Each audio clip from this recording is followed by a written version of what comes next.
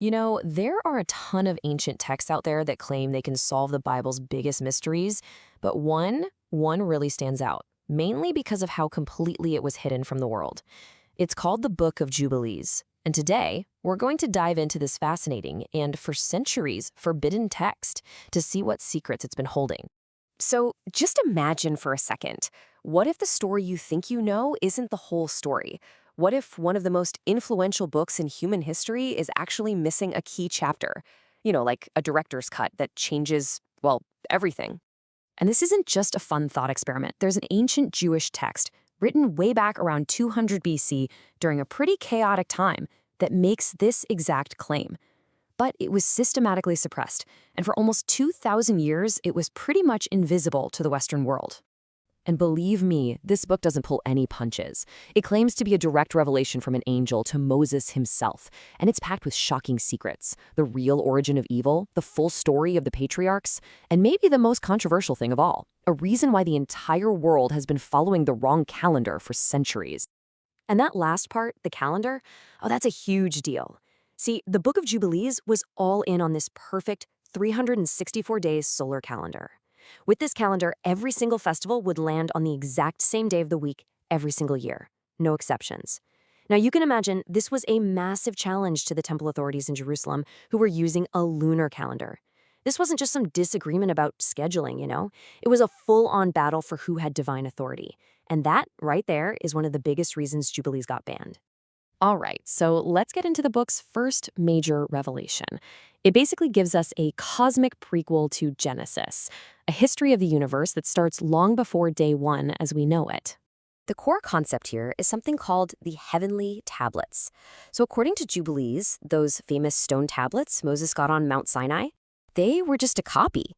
The original, containing all of history, all the laws, the entire divine plan, was already up in heaven, preordained from the very beginning of time. This pre-written history is totally different from the one we're used to.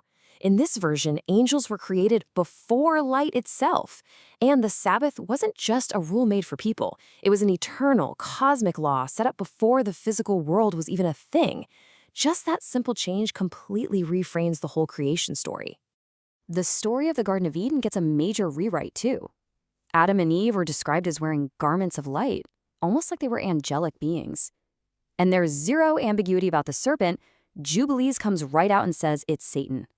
This makes it crystal clear that a spiritual war between good and evil was raging from the absolute beginning.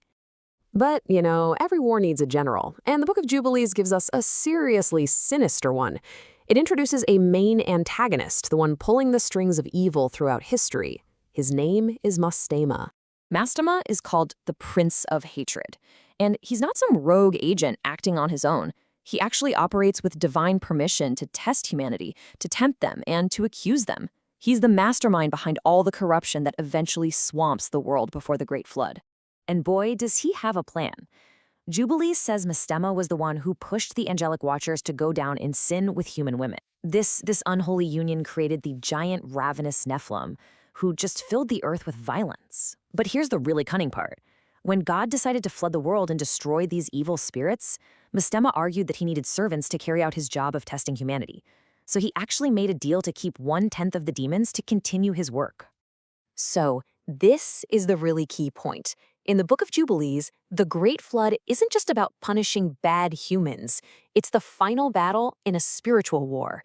It's a deliberate, divine operation to scrub the entire planet clean of supernatural corruption, to get rid of the Watchers and their monstrous kids. And this leads us to another one of the book's core ideas. God's law isn't some new thing. Nope, it's eternal. And it was revealed to the great patriarchs way, way before Moses ever set foot on Mount Sinai. For instance, Noah gets laws about the Sabbath and clean and unclean animals right after the flood. He even starts the Feast of Weeks. Later on, angels personally show up to teach Abraham the rules for sacrifices and other festivals.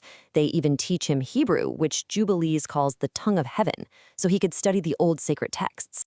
This whole eternal law is built on divine cycles. And the foundation of it all is the sabbatical year, right? So just like the seventh day is for rest, the seventh year is for the land itself to rest. It's this profound command to respect creation. And these cycles build on each other. After 7 of these sabbatical cycles have gone by, that's a total of 49 years, something really special is meant to happen.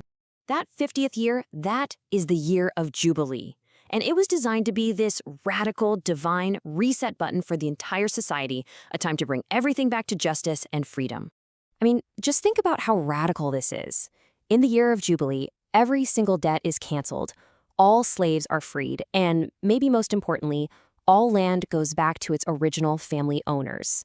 It was basically a built-in mechanism to stop permanent poverty and prevent wealth from piling up in just a few hands.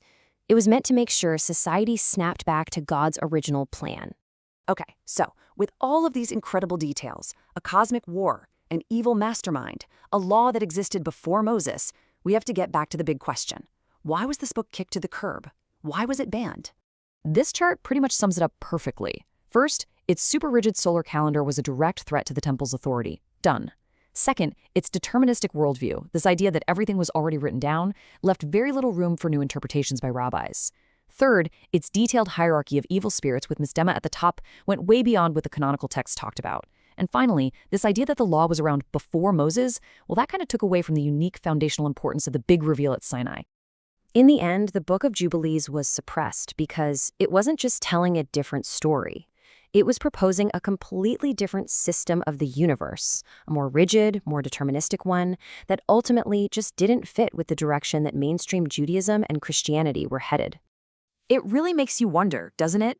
If a book this detailed and this influential could be lost for 2,000 years, what other ancient stories are still out there, just waiting to be found? Stories that could rewrite history as we know it.